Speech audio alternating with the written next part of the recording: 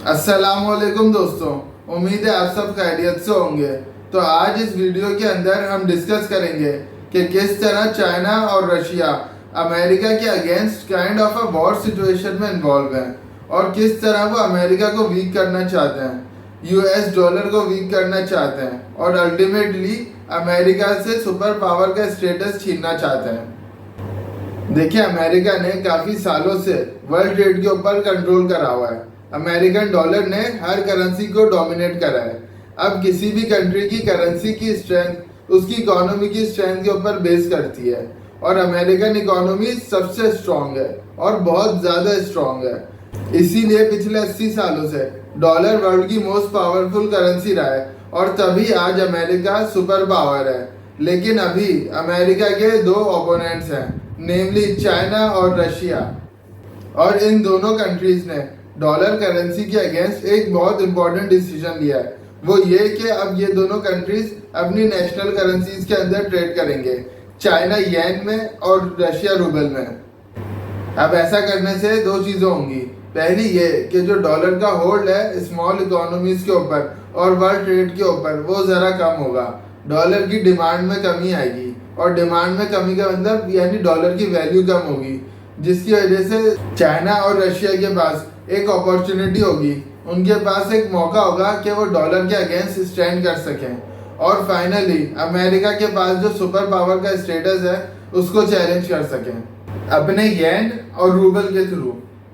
अब चाइना और रशिया ऐसा इसलिए करना चाहते हैं क्योंकि जो रिजर्व करेंसी का स्टेटस है अमेरिका के पास, उसने अमेरिका को एक वन साइडेड पावर दी हुई है वर्ल्ड इकोनॉमी के ऊपर।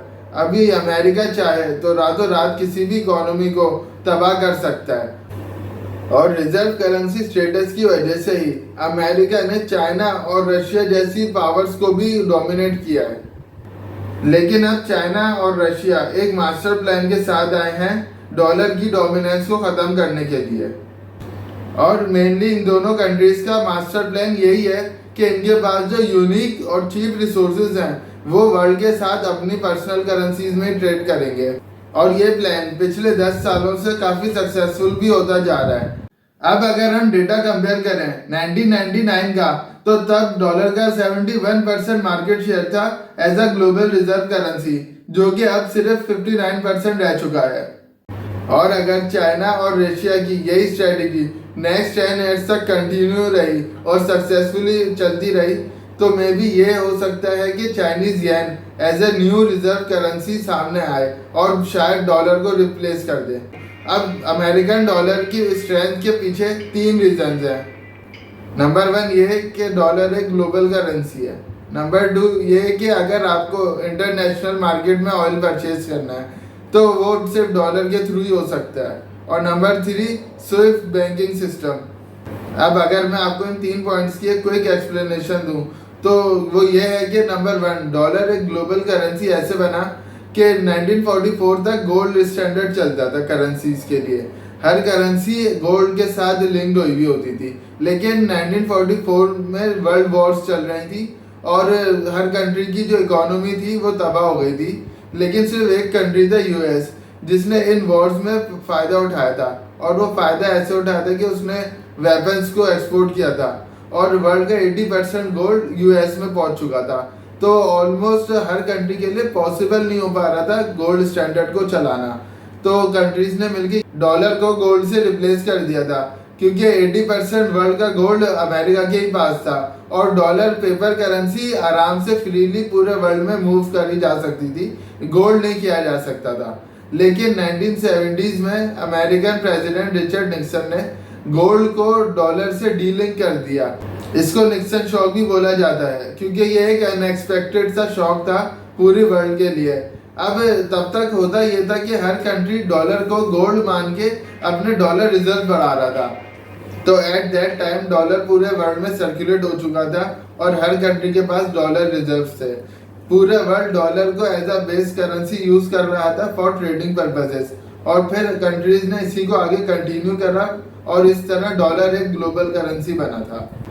अब सेकंड पॉइंट ये है कि अगर किसी भी कंट्री ने इंटरनेशनल मार्केट में ऑयल परचेज करना है किसी भी कंट्री से और ख़ास तौर पे सऊदीया से, तो उस ट्रांजैक्शन के लिए सिर्फ डॉलर ही यूज हो सकता है, क्योंकि 1945 के अंदर अमेरिकन प्रेसिडेंट फ्रैंकलिन रूजवेल्ट ने सऊदी अरब के किंग से एक एग्रीमेंट किया, जिस एग्रीमेंट में ये था कि सऊदी अरब को अमेरिका सिक्योरिटी प्रोवाइड करेगा और एक्सचेंज में सऊदी अरब इंटरनेशनल मार्केट के अंदर जितना भी ऑयल सेल आउट करेगा वो डॉलर करेंसी में करेगा। और ऑयल की ट्रेडिंग के लिए जो डॉलर्स यूज होते हैं उनको पेट्रो डॉलर्स बोला जाता है। अब इस एग्रीमेंट को एग्रीमेंट ऑफ द सेंचुरी भी बोला जाता है।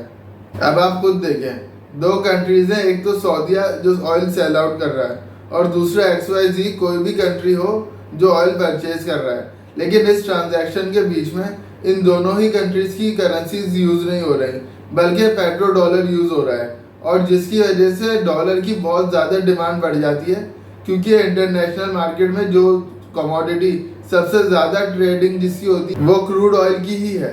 जैसे फॉर एग्जांपल 2020 के अंदर सऊदीया ने 8.2 बिलियन डॉलर्स का ऑयल एक्सपोर्ट किया था चाइना को और 3.1 बिलियन डॉलर्स का ऑयल एक्सपोर्ट किया था इंडिया को, लेकिन इन दोनों ही ट्रांजैक्शंस में ना ही रियाल यूज हुआ, ना ही INR इंडियन रुपीज यूज हुआ, ना ही चाइनीज येन यूज हुआ, बल्कि हर ट्रांजैक्शन में सिर्फ डॉलर यूज होता है। और अप्रोक्सीमेटली हर दिन 100 मिलियन बैरल्स की ट्रेडिंग हो रही होती है क्रूड ऑयल की, और ऐसा पिछले 50 साल से हो रहा है। और अभी 2022 के लिए प्रोजेक्शंस ये हैं कि वर्ल्ड वाइड 2.2 ट्रिलियन डॉलर्स की ऑयल एंड गैस की ट्रेडिंग होगी, वो सारी US डॉलर्स के अंदर। और इस वजह से जिस भी कंट्री को ऑयल खरीदना है तो उसको ऑयल परचेज करने से पहले US डॉलर्स अरेंज करने होते हैं, जिसकी वजह से डॉलर की डिमांड बढ़ते जा रही है और डॉलर एक स्टेबल करेंसी बनता जा रहा है। अब अमेरिकन डॉलर की स्ट्रेंथ का थर्ड रीजन है Swift banking system. Swift banking system उन डॉलर्स के ऊपर बेस करता है जो अमेरिकन बैंक्स के अंदर स्टोर्ड हैं। अब यह सिस्टम किस तरह काम करता है मैं आपको एक एग्जांपल के थ्रू बताता हूँ। पहले तो आप ये जान लें कि पूरी दुनिया के अंदर जितने भी बैंक्स हैं सबका अकाउंट एक अमेरिकन बैंक के अंदर जरूर होता है। देखिए फॉर एग्जांपल एक पर्सन हूँ मैं और एक मेरा दोस्त है इंग्लैंड के अंदर, और हम दोनों के अकाउंट्स ओपन हुए हैं लोकल बैंक्स के अंदर। अब अगर मुझे अपने दोस्त को £1000 सेंड करना है, अब सिंपलिसिटी के लिए हम ये अज्यूम कर लेते हैं कि जो मेरा लोकल बैंक है और मेरे दोस्त का जो लोकल बैंक है, इन दोनों बैंक्स के अकाउंट सेम अमेरिकन बैंक के अंदर ओपन हुए हैं। तो जब मैं अपने बैंक को ऑर्डर करूंगा £1000 आगे सेंड करने मेरे दोस्त के बैंक अकाउंट में, तो मेरा बैंक ये करेगा कि पहले वो अपने बैंक अकाउंट में सेंड करेगा पैसे जो अमेरिकन डॉलर्स के अंदर ओपन हुआ है, और फिर वो बैंक आगे सेंड करेगा उस अमाउंट को उस बैंक के अंदर जिसके अंदर मेरे दोस्त का अकाउंट ओपन हुआ है। ये बिल्कुल ऐसे ही है जैसे कि एक कंट्री के अंदर स्टेट बैंक कर रहा होता है डिफरेंट बैंक की ट्रांजैक्शंस में। और अब काम की बात यह है कि बिल्कुल इसी तरह अमेरिकन बैंक्स के अंदर अराउंड 200 कंट्रीज के इन टोटल 10,000 से भी ज्यादा बैंक्स हैं जो ऑपरेट करते हैं, और इन बैंक्स के जो रिजर्व्स हैं अमेरिकन अकाउंट्स के अंदर, इसको फॉरेक्स रिजर्व्स बोला जाता है। अब इस सब के अंदर अमेरिका का क्या फायदा है मैं आपको बताता हूँ, ये अगेन एक एग्जांपल के थ्रू। देखिए फॉर एग्जांपल एक कंट्री है, उसके $100 बिलियन फॉरेक्स रिजर्व्स हैं और उसके इम्पोर्ट और एक्सपोर्ट के लिए सिर्फ $50 बिलियन चाहिए, और बाकी के $50 बिलियन उसके स्टिल रखे हुए ऐसे ही अकाउंट के अंदर। तो जिस तरह हर बंदा नॉर्मल बंदा ये करता है कि वो अपने सरप्लस अमाउंट को ऐसे ही नहीं छोड़ देता बल्कि उसको फर्दर इन्वेस्ट कर देता है ताकि उस पर भी उसको प्रॉफिट मिले, तो कंट्रीज भी यही करते हैं। कंट्री अपने फॉरेक्स रिजर्व्स के एक्स्ट्रा डॉलर्स को अमेरिकन इकोनॉमी के अंदर इन्वेस्ट कर देते हैं प्रॉफिट्स के लिए, और ऐसा पूरे हर कंट्री करता है, पूरे वर्ल्ड के 200 कंट्रीज करते हैं। और ऐसा करते करते अमेरिकन इकोनॉमी के अंदर अभी $7 ट्रिलियन से भी ज्यादा अमाउंट फॉरेन इन्वेस्टमेंट की इन्वेस्ट हुई है, और $7 ट्रिलियन एक बहुत बड़ी अमाउंट है जिसकी वजह से अमेरिकन डॉलर और अमेरिकन इकोनॉमी को फर्दर स्ट्रेंथ मिलती है। तो चाइना और रशिया दोनों को अमेरिका से बहुत प्रॉब्लम है। चाइना अमेरिका से इस वक्त बहुत परेशान है, वो इसलिए क्योंकि चाइना वर्सेस ताइवान में अमेरिका ताइवान को सपोर्ट करता है, और जहां तक बात रशिया की है तो शायद इस वक्त पूरी दुनिया में सबसे ज्यादा सैंक्शन लगा हुआ मुल्क रशिया ही होगा। रशियन कंपनीज को अमेरिका ने स्विफ्ट नेटवर्क सिस्टम से निकाल दिया है, और रशिया के जो डॉलर के अकाउंट्स हैं अमेरिकन बैंक्स के अंदर उनको रशिया यूज नहीं कर सकता। अमेरिका ने उन अकाउंट्स को फ्रीज कर दिया है। तो इस वक्त बिल्कुल ऐसा है कि जैसे दो सुपर पावर्स को एक उनसे भी बड़ी पावर तंग कर रही है, और अब ये दोनों सुपर पावर्स मिलकर रिटेलिएट करना चाह रहे हैं। तो अब सवाल यही है कि ये रशिया और चाइना मिलकर ऐसा क्या करेंगे कि वो अमेरिका को वीक कर सकें या अमेरिका को रोक सकें कि वो अभी उनको और फर्दर तंग ना करें। तो अब चाहे रशिया हो या चाइना, वो अमेरिका के अगेंस्ट सिर्फ अपनी पावर्स के बलबूते पर ही स्टैंड कर सकते हैं, क्योंकि अमेरिका की अपनी वीकनेस नहीं है कोई।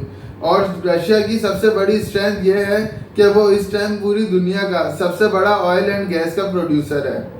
तो भले ही सऊदी अरब और दूसरे कंट्रीज अपने रिसोर्सेज को डॉलर में सेल आउट करते हैं, लेकिन रशिया अपना ऑयल और गैस अपने रूबल करेंसी में सेल आउट करता है। और अगर आप रशिया की लोकेशन देखें तो यूरोपियन कंट्रीज को रशियन ऑयल और गैस चीप पड़ता है। अब इम्पोर्टेंट पॉइंट ये है कि ऑयल और गैस हर प्रोडक्ट की प्राइस को जरूर अफेक्ट करता है। तो चीप ऑयल और गैस के लिए यूरोपियन कंट्रीज को मजबूरन रशिया की बात माननी पड़ती है और रूबल करेंसी में ट्रेड करना पड़ता है। और इसीलिए रशियन रूबल भी काफ़ी स्ट्रॉन्ग होता जा रहा है और अप्रिशिएट भी हो रहा है। और इस फैक्टर ने रशिया को काफ़ी कंपनसेट भी करा है अभी रिसेंटली रशिया यूक्रेन की वॉर के अंदर। और बिल्कुल जिस तरह हम पेट्रो डॉलर के एक कॉन्सेप्ट को यूज़ करते हैं, मे बी फ्यूचर में आगे जाकर एक पेट्रो रूबल के भी कॉन्सेप्ट पे हमें काम करना पड़े, क्योंकि उसके पास एक लेवरेज है वर्ल्ड की biggest oil and gas producer होने का। और अब आते हैं चाइना के ऊपर कि चाइना के पास ऐसा क्या है कि वो यूएस को चैलेंज कर सके। चाइना के पास अपना लेवरेज है और वो है बेल्ट एंड रोड इनिशिएटिव का। चाइना का belt and road initiative project तकरीबन $3 ट्रिलियन का प्रोजेक्ट है, जिसमें चाइना ने दिल भर के दुनिया में कंट्रीज को लोन दिए हैं। अगर हम फैक्ट्स को देखें तो बेल्ट एंड रोड इनिशिएटिव के अंदर टोटल 165 कंट्रीज हैं तकरीबन, और हर कंट्री को अगर लोन मिलाएं तो वो तकरीबन $385 बिलियन बनता है। और ये इतना ज़्यादा लोन है कि अगर हम कंट्री बाय कंट्रीज भी देखें ना, तो ये स्मॉल इकोनॉमीज के लिए पे बैक करना चाइना को बहुत मुश्किल है, ऑलमोस्ट नेक्स्ट टू इम्पॉसिबल है। और यही चाइना का मास्टर स्ट्रोक है और यही चाइना का लेवरेज है। और अब यहाँ पर आता है मास्टर स्ट्रोक चाइना का। अब जो भी कंट्रीज ने चाइना से लोन लिया हुआ है, चाइना बोलता है कि वो उस स्कीम को इंसेंटिवाइज करेगा 1% से, मतलब जितना भी इंटरेस्ट है उसको 1% कम कर देगा अगर वो कंट्री चाइना को लोन पे बैक येन के अंदर करेगा, मतलब चाइनीज करेंसी में पे बैक करेगा डॉलर के बदले। और अगर देखा जाए तो ये ऑलमोस्ट विन विन सिचुएशन ही है चाइना के लिए भी और दूसरे इंडेप्टेड कंट्री के लिए भी। चाइना के लिए ऐसे कि 1% लोन इंसेंटिवाइज करना कोई बड़े लॉस की बात नहीं है चाइना के लिए। अगर हम देखें तो पाकिस्तान ने चाइना को $30 बिलियन वापस करना है, और जब इतनी बड़ी अमाउंट इन्वॉल्व हो जाती है जैसे $30 बिलियन, तो इसके ऊपर चाइना के लिए 1% का डिस्काउंट देना कोई बड़ी बात नहीं है। लेकिन पाकिस्तान के लिए 1% का डिस्काउंट काफ़ी बड़ा रिलीफ बन जाता है। और अगर हम देखें तो इसी तरह बेल्ट एंड रोड इनिशिएटिव के बाद से चाइना ने 14 लोन दिए और सारे अपनी करेंसी येन के अंदर बजाय डॉलर के।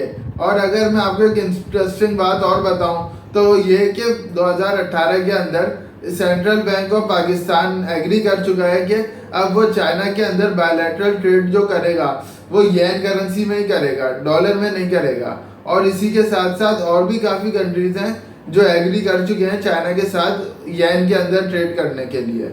फॉर एग्जाम्पल रशिया सबसे पहले और सबसे बड़ा तो वही है, और फिर उसके अलावा म्यांमार और कंबोडिया जैसे कंट्रीज आते हैं। लेकिन on top of that 25 countries ऐसे हैं जो बेल्ट एंड रोड इनिशिएटिव में पार्टिसिपेट कर रहे हैं और चाइना उनके साथ लार्जेस्ट ट्रेड पार्टनर है। और ये है चाइना का लेवरेज, ये है चाइना का स्ट्रॉन्ग पॉइंट, ट्रेड और डेब्ट का कॉम्बिनेशन, जिसके थ्रू वो दूसरी स्मॉल इकोनॉमीज को प्रेशराइज करता है कि वो येन करेंसी यूज करें ट्रेड के लिए बजाय डॉलर के। लेकिन अब चाइना यहाँ रुकेगा नहीं, वो पूरी कोशिश करेगा कि वो पूरे 165 कंट्रीज का एक ऐसा ग्रुप बनाए या ऐसी स्ट्रिंग बना दे कि वो सारे इंटरनेशनली येन करेंसी यूज करें डॉलर के बजाय, ताकि येन करेंसी की वैल्यू बढ़े, उसकी डिमांड बढ़े और सर्कुलेशन बढ़े। तो इससे ये होगा कि येन करेंसी स्ट्रांग हो जाएगी। लेकिन अब सवाल यही है कि चाइना और यानी उसके साथ उसका दोस्त रशिया भी बिग इकोनॉमीज को कैसे लाए, क्योंकि ये 165 कंट्रीज स्मॉल इकोनॉमीज में आते हैं। अब मसला यही है कि चाइना और रशिया बिग इकोनॉमीज को कैसे राजी करेंगे येन करेंसी यूज करने के लिए। तो देखिए, सबसे पहले तो रशिया बहुत स्ट्रांगली सपोर्ट कर रहा है चाइना को इस टाइम। रशिया ने तो इवन की अपनी रिजर्व करेंसी को येन में कन्वर्ट कर दिया है। और जहाँ तक बात है दूसरे कंट्रीज की, तो उनके पास एक सिस्टम एग्जिस्ट करता है जिसको बोलते हैं बायलैटरल करेंसी स्वैप एग्रीमेंट। इसकी वजह से डॉलर के ऊपर से डिपेंडेंसी बहुत कम हो जाती है। एंड गैस व्हाट, चाइना ने ग्लोबली 3 ट्रिलियन येन से भी ज्यादा के एग्रीमेंट साइन करे हुए हैं 40 प्लस कंट्रीज के साथ। और अब जब चाइना वर्ल्ड का लार्जेस्ट मैन्युफैक्चरर है, वर्ल्ड की ऑलमोस्ट 20% मैन्युफैक्चरिंग चाइना के ही अंदर होती है, तो चाइना अपनी करेंसी को फर्दर स्ट्रॉन्ग करने के लिए तो ये कर सकता है कि वो कंपनीज को प्रेशराइज करे कि वो चाइना को येन में पे करें डॉलर के बजाय।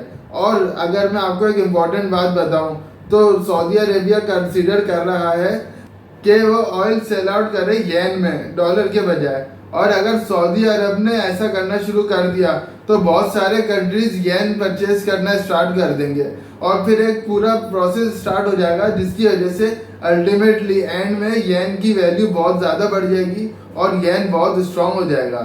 और इस तरह चाइना और रशिया मिलकर ग्रेजुअली स्ट्रेटेजिकली अमेरिका के अगेंस्ट एक करेंसी वॉर लड़ रहे हैं। और अल्टीमेटली वो ये चाहते हैं कि रिजर्व करेंसी का जो स्टेटस है वो अमेरिका के पास से हट जाए। But in my opinion I do not think so that कि ऐसा पॉसिबल हो पाएगा कि चाइना और रशिया मिलकर अमेरिका के पास से जो डॉलर रिजर्व करेंसी का स्टेटस है उसका वो ही हटा दें। थोड़ा बहुत तो चलता रहेगा लेकिन अमेरिका को वो हरा ही दें, ऐसा नहीं हो पाएगा, क्योंकि America is America, America is best. So I hope that कि आपको ये वीडियो काफ़ी इंटरेस्टिंग और काफ़ी इंफॉर्मेटिव लगी होगी। और अगर आपको ये वीडियो पसंद आई है तो प्लीज़ इस वीडियो को लाइक करें, इसे शेयर करें, मेरे चैनल को सब्सक्राइब करें और कमेंट्स में बताएं कि आपको वीडियो कैसी लगी। तो मिलते हैं नेक्स्ट वीडियो में किसी इंटरेस्टिंग टॉपिक के साथ। तब तक मुझे इजाज़त दीजिए, अपना ख्याल रखें, अल्लाह हाफिज़।